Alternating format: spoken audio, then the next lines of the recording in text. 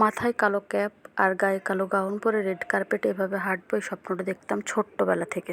আলহামদুলিল্লাহ, আল্লাহর দরবারে লাখো কোটি শুকরিয়া, এই দিনটি আমার এসেছে। ছোট্টবেলার সেই স্বপ্ন আজ বাস্তবে রূপান্তরিত হয়েছে। এই স্বপ্ন যেন আমার নয়, এই অর্জনও আমার নয়, এ সবই যেন তাদের। এই দুটি মানুষকে দেখতে পাচ্ছেন, এই দুটি মানুষের, যারা তাদের স্বপ্নটা আমাদের মাধ্যমে বাস্তবায়ন করেছে। দুজন বোন আমরা জন্ম নেওয়ার পরে আমার আব্বু আম্মু চেয়েছিল আমাদেরকে উচ্চ শিক্ষায় শিক্ষিত করে আমাদের পরিচিতি এনে দিবে। আজ তাই হয়েছে। অনেক আগে আপু এই দিনটা পেয়েছিল, আলহামদুলিল্লাহ আজকে আমিও পাচ্ছি। মেয়ে সন্তানও যে গর্ব হতে পারে, এটা আমার আম্মু প্রমাণ করে দিয়েছে আমাদেরকে এ পর্যায়ে নিয়ে এসে। আমি সত্যিই ভাগ্যবান এমন বাবা মা, এত সুন্দর পরিবার পেয়ে। জন্ম থেকে এই 25 বছর বয়স পর্যন্ত যে মানুষ দুটো এখন পর্যন্ত আমাদেরকে আগলে রেখেছে, আমাদের ভালো মন্দ, সুখ শান্তি, চাওয়া পাওয়া সবটা তারা তাদের সর্বোচ্চটা দিয়ে পূরণ করে যাচ্ছে। আমাদের সুখেই যেন তাদের জীবন, আমাদের স্বপ্নই যেন তাদের জীবন। আমি সত্যি ভাগ্যবান এমন বাবা মা ভাই বোন পেয়েছি, যে ভাই বোন এখন পর্যন্ত আমাকে সন্তানের মতো আগলে রেখেছে। পেয়েছি একজন প্রিয় মানুষ, আল্লাহর দরবারে আবারও শুকরিয়া। এমন সুন্দর মনের একটা মানুষ পেয়েছি, যে মানুষটা সবসময় আমাকে সাপোর্ট করে আমার পাশে আছে, আমাকে স্বাধীনতা দিয়েছে, আমার স্বপ্নকে সম্মান জানিয়েছে, আমার সবসময় আমার পাশে থাকে। আমার জীবনের সুন্দরতম দিনে আমি আরও দুজনকে ধন্যবাদ দিতে চাই, সোনিয়া আপু আর সাথী আপু। এই মানুষ দুটার অনেক কন্ট্রিবিউশন আজকের এই দিনটার জন্য। এই যে মানুষ দুটো আমার জন্য অনেক করছে, তারা যখন আমার পাশে থাকে তখন আমার মনে হয় যে আমার আরও যেন দুইটা বড় বোন আছে।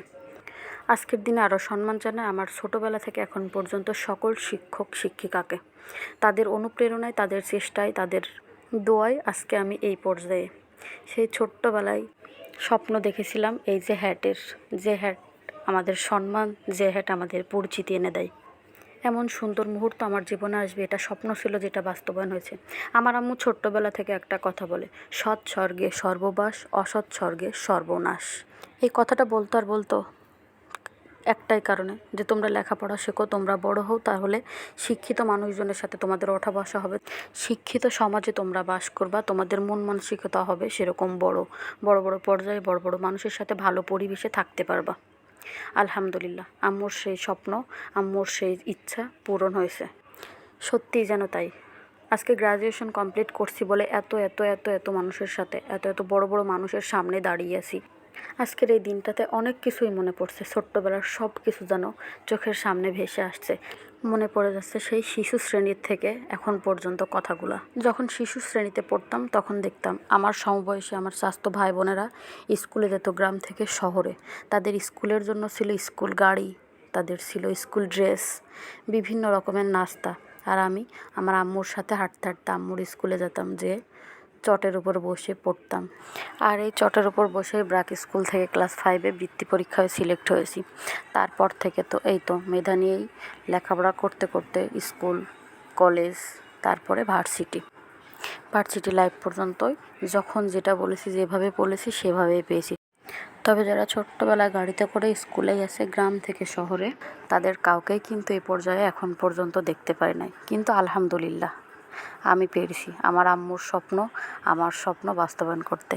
আমি রেড কার্পেটে হেঁটেছি, কালো গাউন, কালো হ্যাটও পরেছি। আজকে আমি একজন মেডিকেল পার্সন। আমি কাজ করব অনেক অনেক মানুষের সাথে, আর অনেক অনেক মানুষ নিয়ে, আলহামদুলিল্লাহ। সুতরাং আমি বলবো, বাচ্চার ভালো ভবিষ্যতের জন্য অনেক বড় স্কুল, অনেক ভালো স্কুল হতে হবে। এই ব্যাপারটা নিয়ে বাবা মাও প্রেশার নেওয়া যাবে না, আবার বাচ্চাকে খুব ভালো রেজাল্টের জন্য প্রেশার দেওয়া যাবে না।